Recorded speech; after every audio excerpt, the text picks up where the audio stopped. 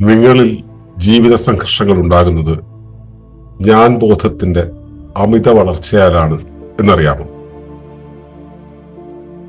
ഈ വിഷയത്തെക്കുറിച്ചാണ് നമ്മൾ ഇന്ന് സംസാരിക്കുന്നത്.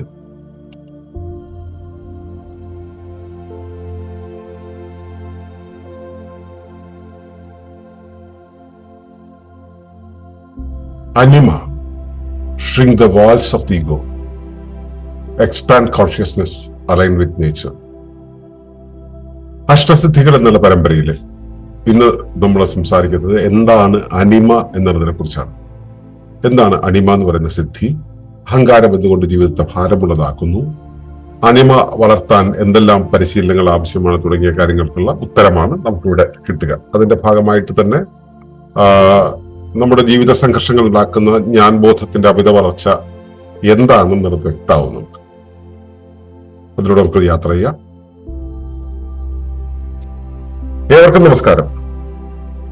ശുഭകരമാകട്ടെ, ദിനം സന്തോഷകരമാകട്ടെ, സൗഖ്യകരമാകട്ടെ, അനുഭവങ്ങളും അനുഭൂതികളും നമ്മെ ഇവരെയും നയിക്കുമാറാകട്ടെ. നമ്മൾ ഇന്നലെ അഷ്ടസിദ്ധികളെ കുറിച്ച് പറഞ്ഞു. എന്താണ് സിദ്ധി? സിദ്ധിയുടെ പ്രധാനപ്പെട്ട ആ ഒരു 8 എലമെന്റുകൾ ഭാരത ദർശനത്തിൽ എങ്ങനെയാണ് ഇത് കണക്കാക്കുന്നത് എന്നുള്ളതിനെ കുറിച്ച്. അതിന് ആദ്യത്തേത് നമ്മൾ പറഞ്ഞിരുന്നു അനിമ എന്നുള്ളതാണ്. അപ്പൊ അനിമ എന്താണെന്നുള്ളത് നമുക്ക് ഡീറ്റെയിൽ ആയിട്ട് നോക്കാം. ഞാൻ എന്ന മതിലുണ്ടല്ലോ, അത് അണുവോളം ചുരുങ്ങുന്ന അവസ്ഥയാണ് അനിമ എന്ന് പറയുന്നത്. ഈ ഞാൻ എന്നുള്ള അവസ്ഥ വളർന്നിരിക്കുന്ന അല്ലെങ്കിൽ അതിന്റെ മാരകമായ കനത്തിലായിരിക്കുന്ന ഒരവസ്ഥയിലാണ് നമ്മളെല്ലാവരും ജീവിച്ചു പോകുന്നത്. ജീവിതത്തിലെ ഭൂരിഭാഗം സംഘർഷങ്ങളും ഞാൻ എന്ന ബോധത്തിന്റെ അമിത വളർച്ചയിൽ നിന്നാണ് എന്നത് നമ്മൾ പലപ്പോഴും ശ്രദ്ധിച്ചിട്ടുണ്ടാവില്ല. നമ്മുടെ ജീവിതത്തിൽ പലപ്പോഴും സംഘർഷങ്ങൾ ഉണ്ടാകുന്നത് ഞാൻ ബോധം കൊണ്ടാണ് എന്നുള്ളത് നമുക്ക് മനസ്സിലാവാറില്ല. അത് അഹങ്കാരത്തിന്റെ കേന്ദ്രീകരണമാണ്. എന്താണ് അഹങ്കാരം എന്നുള്ളത് നമുക്ക് നോക്കാം. ഈ അഹങ്കാരം കൊണ്ട് എവിടെ ഉണ്ടാവുന്നത് വേർതിരിവിന്റെ ഭ്രമമാണ്.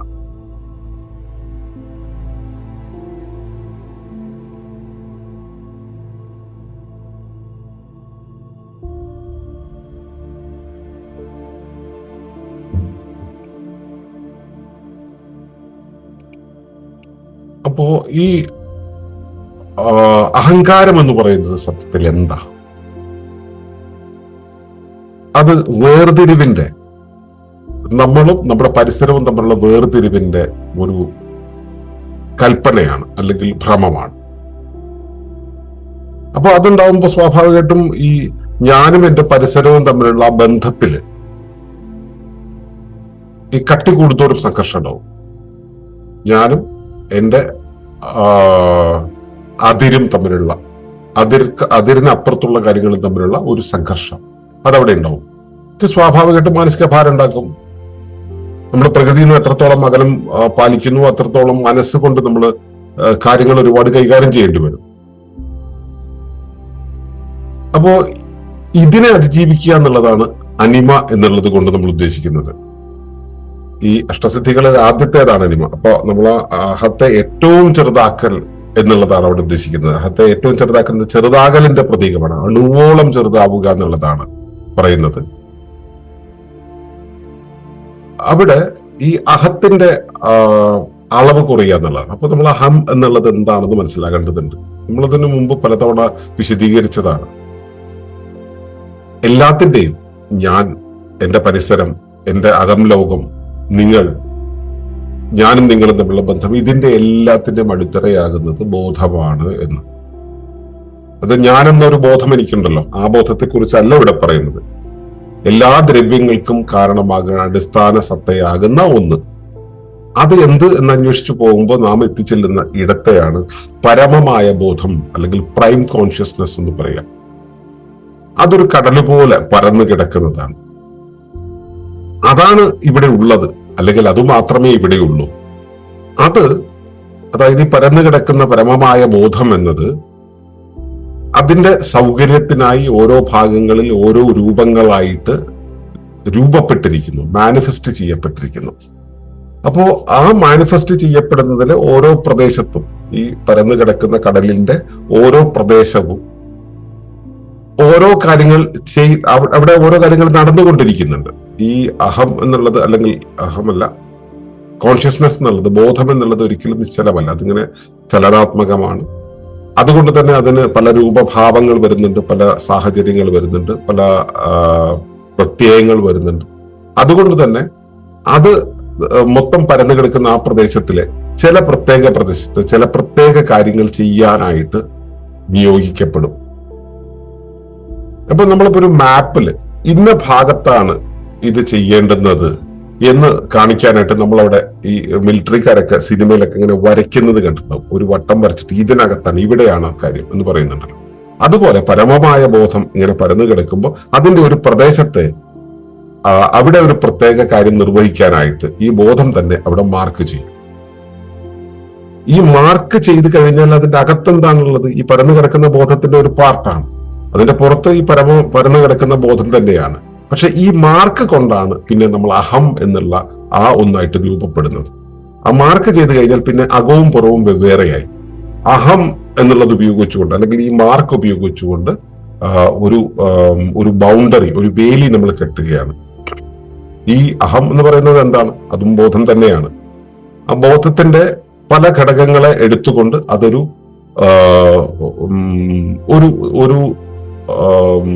ആ സത്തയ്ക്ക് തോന്നുന്ന, അല്ലെങ്കിൽ അവിടെ തോന്നലുണ്ടാക്കുന്ന ഒരു പ്രാദേശിക ബോധമായിട്ട് മാറും. ആ പ്രാദേശിക ബോധത്തെയാണ് നമ്മൾ അഹം എന്ന് പറയുന്നത്. ഈ അഹം എന്ന് പറയുന്നതിന്റെ പുറത്ത് അകത്ത് എന്നുള്ള വേർതിരിവ് അഹത്തിനുണ്ട്. അതുകൊണ്ട് തന്നെ പുറത്തുള്ളതിനെ അകത്തേക്കോ അകത്തുള്ളതിനെ പുറത്തേക്കോ കടത്തിവിടാതിരിക്കാൻ ഈ അഹം ഇങ്ങനെ പ്രവർത്തിച്ചു കൊണ്ടിരിക്കും. ആ പ്രവർത്തനം എത്രത്തോളം, ഈ അഹം എന്നുള്ളതിന്റെ വേലിയുടെ കനം എത്രത്തോളം ഉണ്ടോ അത് അത്രയും സമയം അത് പുറത്തും അകത്തും ഉള്ളത് വേർതിരിച്ച് കാണും. നമ്മളിതിന് സ്ഥിരം പറയുന്നൊരു ഉദാഹരണമുണ്ട്, ചീനവലയുടെ ഒരു ഉദാഹരണം. കായലിന്റെ ഓരത്താണ് ചീനവല ഉണ്ടാവുക. ചീനവലയുടെ ഉദ്ദേശം മീൻ പിടിക്കുക എന്നുള്ളതാണ്. പക്ഷെ ഈ മീൻ പിടിക്കാനുള്ള ഈ വലിയ വല ഇങ്ങനെ കായലിനകത്തേക്ക് കയറ്റി വെക്കുമ്പോൾ അതിന്റെ ഉള്ളിലേക്ക് ചിലപ്പോൾ ചില ബോട്ടുകളോ ചില തോണികളോ അല്ലെങ്കിൽ ചില ജീവികളൊക്കെ വന്ന് കയറാൻ സാധ്യതയുണ്ട്. അപ്പോ മറ്റ് ഈ ജലവാഹനങ്ങൾ വന്ന് കയറാതിരിക്കാനായിട്ട് അതിനു ചുറ്റും ഇതിന്റെ ബൗണ്ടറിക്ക് ചുറ്റും തെങ്ങിന്റെ കുറ്റികൾ അടിച്ചു വെച്ചിരിക്കും. ഈ തെങ്ങിന്റെ കുറ്റി അടിച്ചു വെച്ചാൽ ആ തെങ്ങിന്റെ കുറ്റി അവിടെ ഒരു വേലിയായിട്ട് കാണപ്പെടുന്നുണ്ടെങ്കിലും അതിന്റെ അകത്തും പുറത്തും കായല് തന്നെ, അകത്തും പുറത്തും വെള്ളം തന്നെ. പക്ഷെ ഈ ചീനവല പ്രവർത്തിക്കുന്നതിനകത്തായിരിക്കും. ചീനവലയുടെ ബൗണ്ടറി തീരുമാനിക്കുന്നത് തെങ്ങിൻ കുറ്റികളാണ്. അതുപോലെ ഈ ചീനവല പോലെ ഇവിടെ പ്രാദേശികമായിട്ട് ചെയ്യേണ്ടുന്ന ഉത്തരവാദിത്തങ്ങളാണ് സത്തയുടെ ധർമ്മം. അത് ചെയ്യാനായിട്ട് എവിടെയാണ് ചെയ്യേണ്ടതെന്ന് കാണിക്കാൻ വേണ്ടി ഉണ്ടാക്കിയിട്ടുള്ള, പ്രകൃതി നൽകിയിട്ടുള്ള ഒരു ബൗണ്ടറിയാണ് ഈ അഹം എന്ന് പറയുന്നത്. ഈ അഹത്തിന്റെ കട്ടി കൂടുന്തോറും പുറത്തുള്ള, ചീനവലയുടെ കാര്യത്തിലാണെങ്കിൽ പുറത്തുള്ള വെള്ളം അകത്തേക്കും അകത്തുള്ള വെള്ളം പുറത്തേക്കും പോകുന്നത് ഒഴിവാകും. സത്യത്തിൽ അകത്തുള്ള വെള്ളത്തെ നിയന്ത്രിക്കുന്നത് അല്ലെങ്കിൽ അത് തീരുമാനിക്കുന്നത് പുറത്തുള്ള വെള്ളമാണ്. പുറത്തുള്ള വെള്ളത്തെ തീരുമാനിക്കുന്നത് ഈ അകത്തുള്ളതും കൂടിയാണ്. അത് ഒറ്റയ്ക്കല്ല തീരുമാനിക്കുന്നത്, അകത്തുള്ളതും കൂടിയാണ് പുറത്തുള്ള വെള്ളത്തെ തീരുമാനിക്കുന്നത്. പക്ഷെ ഈ അകത്തുള്ള വെള്ളത്തിന്റെ വലിയ മാറ്റങ്ങളൊന്നും വലിയ അളവില് പുറത്തുള്ള വെള്ളത്തിൽ തെളിയില്ല. അതുപോലെ ബോധം എന്ന് പറയുന്നത് ഞാൻ എന്നുള്ള എന്റെ ശരീരത്തിന്റെ ഈ പരിധിയാകുന്ന, എന്റെ ബോധത്തിന്റെ അല്ലെങ്കിൽ എന്റെ ശരീരത്തിന്റെ പരിധി എന്ന് പറയുന്നത് തോലായിട്ടാണ് കാണുന്നത്. തോൽ എന്നുള്ളത് അതിന്റെ ഒരു ഫിസിക്കൽ ലെയർ മാത്രമാണ്. അതിനുമപ്പുറത്ത് ഞാൻ എന്നുള്ളൊരു ബോധമുണ്ട്. നമ്മൾ ഈ ആത്മയാനത്തിലൊക്കെ നമ്മൾ പഠിച്ചല്ലോ, ആ ഞാൻ എന്നുള്ള ബോധത്തിന്റെ അളവ്, ഞാൻ, എന്റേത്, ഞാൻ ആയിരിക്കുന്നത്, ഞാൻ സ്വന്തമാക്കുന്നത് ഒക്കെ പറയുന്ന ഇങ്ങനെ ഒരുപാട് തരം ഞാനുകളുണ്ട്. ഈ ഞാനുകളെല്ലാം കൂടെ ചേർന്നതാണ് ഈ അഹങ്കാരം എന്ന് പറയുന്നത്. ഈ അഹങ്കാരത്തിന്റെ കനം കൂടുന്തോറും പുറത്തു നിന്നും അകത്തേക്കും അകത്തുനിന്നും പുറത്തേക്കുള്ള വിനിമയം കുറഞ്ഞു പോകും. അത് ഒഴിവാക്കണമെങ്കിൽ ഈ അഹം എന്നുള്ള വേലി, അതിന്റെ കനം കുറയണം എന്നുള്ളതാണ് അനിമ എന്ന് പറയുന്ന ആശയത്തിന്റെ രത്നച്ചുരുക്കം. അഹം ചുരുങ്ങലാണ് അവിടെ വ്യക്തി കേന്ദ്രിതമായിട്ടുള്ള ഒരു അവസ്ഥയ്ക്ക് പകരം സർവകേന്ദ്രിതമായിട്ടുള്ള, പ്രകൃതി കേന്ദ്രിതമായിട്ടുള്ള, പരിസര കേന്ദ്രീകൃതമായിട്ടുള്ള ഒരു നിലയെ കുറിച്ചാണ് അവിടെ കരുതുന്നത്. അവിടെ ആ ബോധം സൂക്ഷ്മമായിട്ടുള്ള ഒരു അവസ്ഥയിൽ അവിടെ ഈ അഹത്തെ മനസ്സിലാക്കുന്നു. തന്റെ ബൗണ്ടറി എന്ത് എന്ന് അറിയാൻ വേണ്ടി മാത്രം. എന്നാൽ ബൗണ്ടറിക്ക് ഒരു കനം സൂക്ഷിക്കാതിരിക്കുന്നു. അപ്പോ ഇവിടെ വില്ലൻ എന്ന് പറയുന്ന അഹങ്കാരമാണെന്ന് പറഞ്ഞു അല്ലെ. അതിലെ ഞാൻ എന്ന് പറയുന്ന ആ ബോധമാണ്. അഹങ്കാരം എന്ന് പറയുന്നത് ഞാൻ എന്നുള്ള ബോധമാണ്. അത് എന്റേത്, എന്റെ ശരീരം എന്നുള്ള തിരിച്ചറിവ്, എന്റെ ശരീരബോധം, എന്റെ പേര്, ബന്ധം, ഉടമസ്ഥത തുടങ്ങിയ കാര്യങ്ങൾ, എന്റെ വ്യക്തിത്വം, ഞാനും ഇതും തമ്മിൽ വെവ്വേറെയാണ് എന്ന് പറയുന്ന ആ ഒന്നാക്കി മാറ്റൽ എന്നുള്ളതൊക്കെ ചേർന്നിട്ടാണ് ഈ ഞാൻ ബോധമുണ്ടാകുന്നത്. ഈ ഞാൻ ബോധത്തെക്കുറിച്ചുള്ള ആദിസങ്കല്പത്തെയാണ് സത്യത്തിൽ അഹങ്കാരം എന്ന് പറയുന്നതെങ്കിലും നമ്മൾ നിത്യജീവിതത്തിൽ അഹങ്കാരം എന്നുള്ള പദം കൊണ്ട് ഉദ്ദേശിക്കുന്നത് നമ്മളെപ്പോഴും എന്റേത്, ഞാൻ എന്നുള്ള ഒരളവ് അല്ലെങ്കിൽ എന്റെ ബൗണ്ടറി എന്നൊക്കെ കാണിക്കാൻ വേണ്ടി ഒരു സാധനത്തെ പൊക്കിപ്പിടിച്ച് കിടക്കുമല്ലോ, അതാണ് ഞാനായിട്ട് അവതരിപ്പിക്കപ്പെടുന്നത്. ആ ഞാനെയാണ് നമ്മൾ അഹങ്കാരം എന്ന രീതിയിൽ നമ്മൾ മനസ്സിലാക്കുന്നത്. അത് സ്വയം വേർതിരിച്ച് കാണുന്നത്, മറ്റുള്ളവയിൽ നിന്നും ഞാൻ വേറിട്ടതാണ്, വേർതിരിച്ചതാണ് എന്ന് പറയുന്ന ഒന്നാണ്. ഈ ബൗണ്ടറിക്ക് അകത്തുള്ളതൊക്കെ എന്റേത് എന്ന് പറയുന്ന വ്യക്തിപരമായ ഒരു നില കാണലാണ്. മറ്റുള്ളവയിൽ നിന്നും വഴിമാറി നിൽക്കുന്നതാണ്, ഒരു വിമർശഘട്ടമാണ് ഇത്. മറ്റുള്ളവ എങ്ങനെ ഒഴുകുന്നു അതിൽ നിന്ന് മാറിയതൊന്നാണ്, റിബൽ ആണ് ഈ അഹങ്കാരം എന്ന് പറയുന്നത്. ഈ അഹങ്കാരം എന്ന് പറയുന്നതിന്റെ ബൗണ്ടറി സൂക്ഷിക്കുന്നിടത്തോളം കാലം എന്റേത് എന്റേത് എന്റേത് എന്നുള്ള ആ തോന്നൽ കൂടെ ഉണ്ടായിക്കൊണ്ടേയിരിക്കും.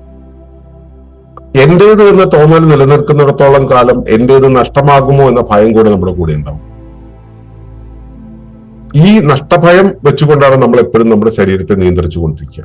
എന്റേതെന്ന് പറയുന്നത് നഷ്ടപ്പെടാൻ പാടില്ല, എന്റെ ശരീരം നഷ്ടപ്പെടാൻ പാടില്ല, എന്റെ മറ്റൊന്നും നഷ്ടപ്പെടാൻ പാടില്ല, എന്റെ ഓണർഷിപ്പിൽ വന്നിട്ടുള്ള ഒന്നും നഷ്ടപ്പെടാൻ പാടില്ല. അപ്പൊ ഇവയെല്ലാം ഇതിനകത്ത് നിർത്താനുള്ള ആ നിയന്ത്രണ ത്വര ഈ അഹങ്കാരത്തിനുണ്ടാവും. ആ നിയന്ത്രണത്വര കൊണ്ട് തന്നെ വെളിയിൽ നിന്നും എന്തെങ്കിലും വന്നു കഴിഞ്ഞാൽ അതിനകത്തേക്ക് കടത്താതിരിക്കും. ഒരു ആശയമായിക്കോട്ടെ, ഒരു ദ്രവ്യമായിക്കോട്ടെ, അത് അകത്തേക്ക് കടത്താതിരിക്കും. അകത്തുള്ളതിനൊന്നും പുറത്തേക്ക് കളയാതെയും ഇരിക്കും. അപ്പോ അകത്തേക്കും പുറത്തേക്കും നിരന്തരമായിട്ട് പരിസരം പ്രവഹിച്ചു കൊണ്ടിരിക്കുമ്പോഴൊരു ജൈവസത്വം നിലനിൽക്കുക. പക്ഷെ ഇതിന് അനുവാദം നമ്മൾ കൊടുക്കാതെ അഹം എന്നുള്ളത് പൊക്കിപ്പിടിച്ചിട്ട്, അഹങ്കാരം എന്നുള്ളതിനെ ഉയർത്തിപ്പിടിച്ചിട്ട് ഈ വിനിമയത്തെ തടയുമ്പോൾ അവിടെ ഒരു സംഘർഷം ഉണ്ടാവും. ഈ സംഘർഷമാണ് സത്യത്തിൽ അഹങ്കാരം എന്നുള്ളതുള്ളപ്പോൾ നമുക്ക് ഭാരമായി തോന്നുന്നത്. അപ്പോ അവിടെ ഇതിന് പരിഹാരം ആയിട്ട് നമ്മൾ പറയുന്നത് ഈ അഹങ്കാരത്തിന്റെ ഒഴിവാകലാണ്. എങ്ങനെയാണ് അഹങ്കാരം ഒഴിവാക്കുക? അണിമയിലൂടെ. എങ്ങനെയാണ് അണിമ ഈ ബോധത്തെ സൂക്ഷ്മമായിട്ടുള്ള അവസ്ഥയിൽ, ആ നേരിയ അവസ്ഥയിലേക്ക് കൊണ്ടുപോകുന്നത്? നമ്മൾ നമ്മുടെ ജീവിതത്തിൽ അടിമ നടപ്പിലാക്കണമെങ്കിൽ നമ്മൾ മനസ്സിലാക്കേണ്ട കാര്യം നമ്മൾ വളരെ ഈ പുറത്തും അകത്തും ഒന്ന് തന്നെയാണ് എന്ന് കൃത്യമായിട്ട് ബോധ്യപ്പെടണം. അതിനെ നമുക്ക് സൂക്ഷ്മമായി നിരീക്ഷിക്കാൻ പറ്റണം. അതിർവരമ്പിനെ ഞാൻ എവിടെയാണ് ഈ അതിർവരമ്പ് സൂക്ഷിക്കുന്നത് നിരീക്ഷിക്കാൻ കഴിയണം. അതിർവരമ്പ് ഇല്ലെങ്കിൽ ഉണ്ടല്ലോ ഒരു വ്യവസ്ഥയും നിലനിൽക്കില്ല, അതൊരു കാര്യം കൂടി ഉണ്ടല്ലോ. അതുകൊണ്ട് തന്നെ അഹം എന്നുള്ളത് നമ്മൾ നിലനിർത്തേണ്ടതുണ്ട്. പക്ഷെ അത് എത്രത്തോളം, എവിടെയാണ് ഈ ബാരിയർ നിൽക്കുന്നത്, എവിടെയാണ് നിർത്തേണ്ടത് എന്നുള്ളതിനെ കുറിച്ച് സൂക്ഷ്മമായ ഒരു ബോധ്യം നമുക്ക് ഉണ്ടാവണം. പലപ്പോഴും ഈ പുറത്തുള്ളതിനനുസരിച്ച് അകം ലോകം നിലകൊള്ളുന്നതിനെയാണ് നമ്മൾ വികാരം എന്ന് പറയാല്ലേ. അഹങ്കാരം എന്ന് പറയുന്നത് ആ വേർതിരിവാണെങ്കിൽ പുറത്ത് എന്ത് സംഭവിക്കുന്നു അതിനനുസരിച്ച് പ്രതിനില കൊള്ളാനുള്ള അകത്തിന്റെ ഒരുക്കത്തെയാണ്, അകത്തെ കാലാവസ്ഥയാണ് വികാരങ്ങൾ എന്ന് പറയുന്നത്. ഈ വികാരം എന്ന് പറയുന്നത് പരിസരത്തിനനുസരിച്ച് ഞാൻ വേറെയാണെന്നുള്ള നിലയിൽ പ്രതിനില കൊള്ളലാണ്. നമ്മൾ എത്രത്തോളം അതിൽ നിന്നും ദൂരത്തേക്ക് മാറി നിൽക്കുന്നു അത്രത്തോളം എൻ്റെ ഉള്ളിലെ വികാരങ്ങൾ വളരെ വലിയ അളവിൽ വരും. ഈ വേലിക്കെട്ട് എത്രത്തോളം വലുതാവുന്നു അത്രത്തോളം വികാരങ്ങളുടെ വേലിക്കെട്ട് കൂടും. ഇത് ഒരു അവസ്ഥയിൽ കേട്ടോ. വേറൊന്നും വെച്ചാൽ ഈ കട്ടി കൂടുമ്പോൾ വെളിയിൽ എന്ത് സംഭവിച്ചാലും എന്നെ ബാധിക്കുന്നതല്ല എന്ന രീതിയിൽ ഒരു വികാരവും ഇല്ലാത്ത രീതിയിലായിത്തീരുന്നതുകൊണ്ട് അത് മറ്റൊരു മുഖമാണ്. അപ്പോ വെളിയിൽ നിന്നും നമുക്ക് എന്തെങ്കിലും വരുന്ന സമയത്ത് അതിനനുസരിച്ച് പ്രതിനില കൊള്ളാനുള്ള വികാരം, ആ വെളിയിൽ നിന്ന് വരുന്നതിനോട് നമ്മൾ സാധാരണ രീതിയിൽ ഈ വികാരം കൊണ്ട് അതിനോട് പ്രതികരിക്കുകയാണ് ചെയ്യുക. വികാരം എന്നുള്ളത് വികാരം എന്ന രൂപത്തിൽ അറിയുമ്പോൾ മാത്രമേ വികാരം നമ്മൾ അങ്ങനെ വിളിക്കാറുള്ളൂ. പക്ഷെ സാധാരണ രീതിയിൽ നമ്മൾ നേരത്തെ ആത്മയാനത്തിലൊക്കെ പറഞ്ഞ പോലെ നമ്മുടെ റെസ്പോൺസ് എന്ന് പറയുന്നതെല്ലാം തന്നെ ഈ പ്രതിനില കൊള്ളലാണ്, ഈ വികാരത്തിന്റെ പ്രകടനമാണ്. അപ്പൊ അവിടെ വികാരം കൊള്ളലിന് പകരം നമ്മുടെ മുന്നിലേക്ക് എന്തെത്തുമ്പോഴും അതിനോട് വികാരം കൊള്ളുന്നതിന് പകരം അതിനെ നിരീക്ഷിക്കുക. അങ്ങനെ നിരീക്ഷിച്ച് വികാരത്തിന്റെ ഒരു സാധുത ഇല്ലാതാകുന്ന ഒരവസ്ഥയിലാണ് അണിമയിലേക്ക് നമ്മൾ എത്തുന്നത്. നമ്മള് ഈ ആദ്യം പറഞ്ഞല്ലോ, നമുക്ക് നഷ്ടഭയം, എന്റേത് എന്നുള്ള ആ ഒരു കാര്യം സൂക്ഷിക്കാൻ വേണ്ടി, അതെനിക്ക് നഷ്ടമാകാതിരിക്കണം എന്നുള്ള ഒരു ഭയം, നഷ്ടമാകാതെ സൂക്ഷിക്കാൻ വേണ്ടി ഒരു ശ്രമം നമുക്കുണ്ടാകും. അപ്പൊ ഇത് എന്റേത് എന്നുള്ള തോന്നൽ ഉണ്ടാകുന്ന സമയത്താണ് നിലനിൽക്കുന്നത്. ആ എന്റേത് എന്നുള്ളത് അഴിഞ്ഞു പോയാലോ അവിടെ ആ ഭയത്തിന് പ്രസക്തി ഇല്ലാതാവും. നമുക്കങ്ങനെ ഭയം തോന്നിയാൽ തന്നെ ആ ഭയത്തിനകത്ത് റിയാലിറ്റി എന്താണ് എന്ന് നമ്മൾ മനസ്സിലാക്കേണ്ടി വരും. നമ്മുടെ ജീവിതത്തിൽ വെളിയിൽ നിന്ന് കിട്ടുന്ന സന്ദേശങ്ങളെ നമ്മൾ നിരീക്ഷിക്കേണ്ടി വരും. നിരീക്ഷിക്കേണ്ടി വരുന്നല്ല, നിരീക്ഷിക്കണം. നിരീക്ഷിക്കുന്ന സമയത്ത് സ്വാഭാവികമായിട്ടും അത് പുറത്തും അകത്തുമുള്ളത് രണ്ടല്ല എന്ന് നമുക്ക് ബോധ്യമാണ്. ആ രണ്ടല്ല എന്നുള്ള ബോധ്യം, രണ്ടിനും ഇടയിലുള്ള ബാരിയർ വളരെ ചെറുതാണെന്നുള്ള ബോധ്യം, അവിടെയാണ് അനിമ ഉണരുന്നത്. അനിമ സത്യത്തിൽ നമ്മൾ എന്താണ് പഠിപ്പിക്കുന്നത്? ഒരു വൃക്ഷം അതിന്റെ ചുറ്റുപാടിൽ നിന്നും വേണ്ടതെല്ലാം സ്വീകരിക്കുന്നത് പോലെ നമ്മുടെ ചുറ്റുപാടിൽ നിന്നും ഒരു തടസ്സവുമില്ലാതെ എന്തും സ്വീകരിക്കുന്ന ഒരവസ്ഥ. നമുക്ക് നമ്മുടേത് എന്ന് പറയുന്ന ഉടമസ്ഥാവകാശം ഇല്ലാത്തൊരവസ്ഥ, ചുറ്റുപാടുമായിട്ട്, ചുറ്റുമുള്ള സംവിധാനങ്ങളുമായിട്ട് സഹവർത്തിത്വത്തിലായിരിക്കുന്ന ഒരവസ്ഥ, എല്ലാം പങ്കുവയ്ക്കുന്നത്, എന്റെ അകത്തുള്ളത് പുറത്തേക്കും പുറത്തുള്ളത് അകത്തേക്കും പങ്കുവയ്ക്കുന്ന ഒരവസ്ഥ.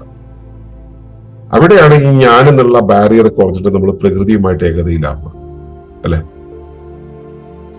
അപ്പോ അനിമ എന്ന് പറയുന്ന ഒരു അവസ്ഥ ഉണ്ടാകണമെങ്കിൽ നമ്മളും പരിസരവും തമ്മിലുള്ള വേർതിരിവില്ലാതെയാവണം.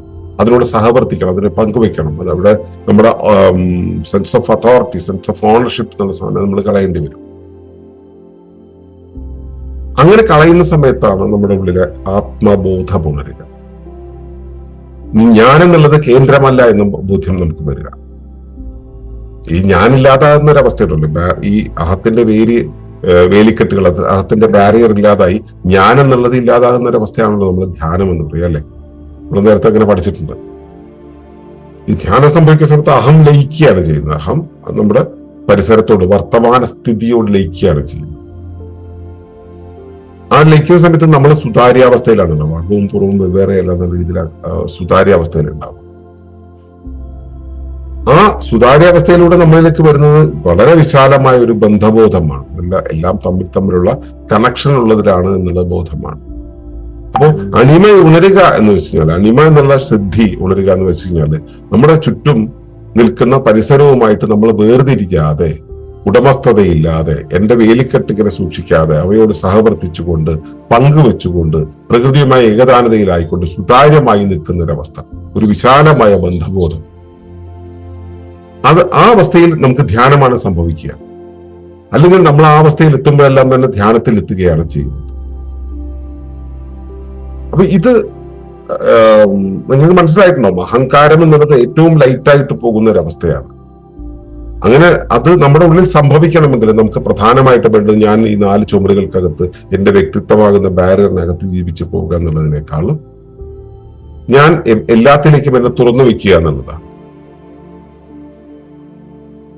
ഞാൻ പ്രകൃതിയിലേക്ക് തുറന്നു വെക്കണം. അതിന് പ്രകൃതി എന്താണെന്ന് ഞാൻ അറിയണം, പ്രകൃതിയെ നിരീക്ഷിക്കണം, പ്രകൃതിയെ വിറ്റ്നസ് ചെയ്യണം. ഈ എന്റെ എന്ന് പറയുന്നത് എവിടെയാണ് വേർതിരിഞ്ഞു നിൽക്കുന്നത്?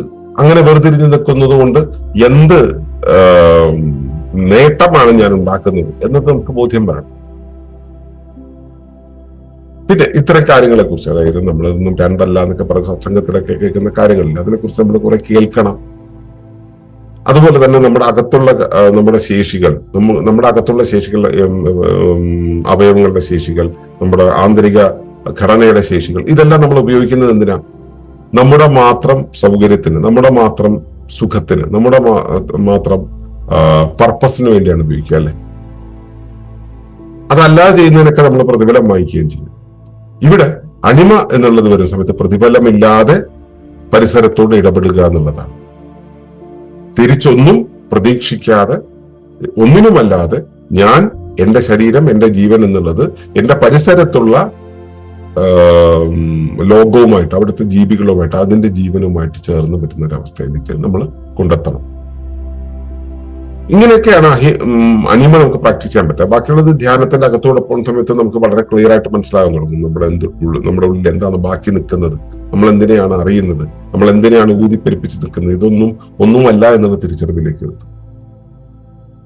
അപ്പൊ അങ്ങനെയുള്ള ഒരു ധ്യാനാത്മകമായ ഒരു അവസ്ഥയിൽ, ജീവിതാവസ്ഥയിൽ മാത്രമേ അനിമ എന്നുള്ളത് ഉണർന്നു വരികയുള്ളൂ. അണുവോളം ചെറുതാകുന്ന ഒരവസ്ഥ. അത് ശരീരം ചെറുതാക്കലല്ല, അണുവോളം നമ്മുടെ അഹത്തെ ചെറുതാക്കലാണ്. അഹത്തിന്റെ ലയമാണ്, അഹത്തിന്റെ ന്യൂട്രലൈസേഷനാണ് ഈ പറയുന്ന അനിമ എന്ന് പറയുന്നത്. അത് നമ്മുടെ ഈഗോയുടെ വാളുകളെ ചെറുതാക്കുന്നു, ബോധത്തെ വിപുലപ്പെടുത്തുന്നു, പ്രകൃതിയുമായിട്ട് കണക്ട് ആവും. ഈ അവസ്ഥയിൽ നമ്മൾ അനിമയുള്ളവരാണെന്ന് പറയാം. പ്രകൃതിയുമായി നിരന്തരം ഏകതാനതയിലായിരിക്കാനുള്ള സിദ്ധി കൈവരുമ്പോഴാണ് ഈ അനിമ എന്നുള്ളത് സംഭവിക്കുക. അപ്പോ നിങ്ങളുടെ അനിമ എന്നുള്ളത് എവിടെയാണ് നിൽക്കുന്നത്? അത് നിങ്ങൾ എത്രത്തോളം സ്വാധീനിക്കുന്നുണ്ട്? നിങ്ങളുടെ ജീവിതത്തിൽ അതിന് എന്തെങ്കിലും ഭാരക്കൂടുതൽ തോന്നിക്കുന്നുണ്ടോ എന്നുള്ള കാര്യങ്ങളൊന്ന് പരിശോധിക്കുക. ഈ ഒരു ബോധ്യമായിട്ട് അനിമയുടെ എതിർപക്ഷമായിട്ടുള്ള അല്ലെങ്കിൽ അതർ സൈഡായിട്ടുള്ള മഹിമയെ കുറിച്ച് നമുക്ക് നാളെ സംസാരിക്കാം. അതുവരയ്ക്കും നിങ്ങളുടെ ഉള്ളിലെ അനിമ എന്താണെന്ന് കണ്ടെത്തുക. നിങ്ങൾക്ക് എത്രത്തോളം പ്രകൃതിയുമായി സുതാര്യമാകാൻ കഴിയുന്നു എന്നത് കണ്ടെത്തുക. ആ കണ്ടെത്തലിലേക്ക് നിങ്ങളുടെ ശ്രദ്ധ ക്ഷണിച്ചുകൊണ്ട് നിർത്തുകയാണ്. നന്ദി, നമസ്കാരം. തുടർന്ന് കാണുന്നതിന് മുമ്പായി ഈ വിഷയം ഇഷ്ടമായെങ്കിൽ ഒന്ന് ലൈക്ക് ചെയ്യുക, കമന്റ് ചെയ്യുക, ഷെയർ ചെയ്യുക. നിങ്ങൾ പ്രകൃതിയെ ഇഷ്ടപ്പെടുന്നുവെങ്കിൽ ഈ ചാനൽ ഒന്ന് സബ്സ്ക്രൈബ് ചെയ്യുക.